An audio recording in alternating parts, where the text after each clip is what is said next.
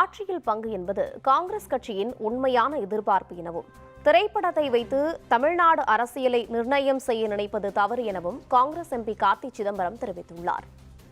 சமீப காலமே கிடையாது. எல்லா அரசியல் கட்சிக்கும் இருக்கும் யதார்த்த எதிர்பார்ப்பு. எதுக்கு அரசியல் கட்சி நடத்துறோம்?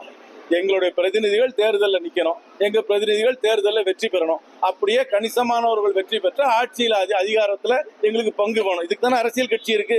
இது ஒன்றும் புதிதான சிந்தனையோ ஒரு ஒரிஜினல் தாட்டோ உலகத்துல யாருக்குமே உதிக்காத சிந்தனையும் இந்த அரசியல் கட்சிக்கு வரலையே. எல்லா அரசியல் கட்சியும் அதுக்கு தானே ஜனநாயகத்துல தேர்தலில் நிக்கிறோம். இந்த ஆட்சியில யாருமே கேட்கல. இந்த ஆட்சியில அவங்களுக்கு மெஜாரிட்டி இருக்கு. வருகின்ற தேர்தலில் வருகின்ற எதிர்பார்ப்பை எல்லா அரசியல் கட்சி தான் சொல்றாங்க.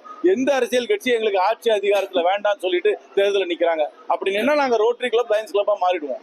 ஏன்னா தேர்தலில் நிக்கிற அத்தனை பேருக்கும் அதே எதிர்பார்ப்பு தான். இது ஒரு புதிய சிந்தனையோ யூனிக் சிந்தனையோ ஒரு ஒரிஜினல் சிந்தனையோ கிடையாது. எல்லாருக்கும் இருக்கிற யதார்த்த சிந்தனை. ராகுல் காந்தி எந்த ஒரு கோரிக்கை நியாயமான கோரிக்கையா இருந்தாலும் யாரா இருந்தாலும் அதுக்கு ஆதரவு கொடுப்பார்.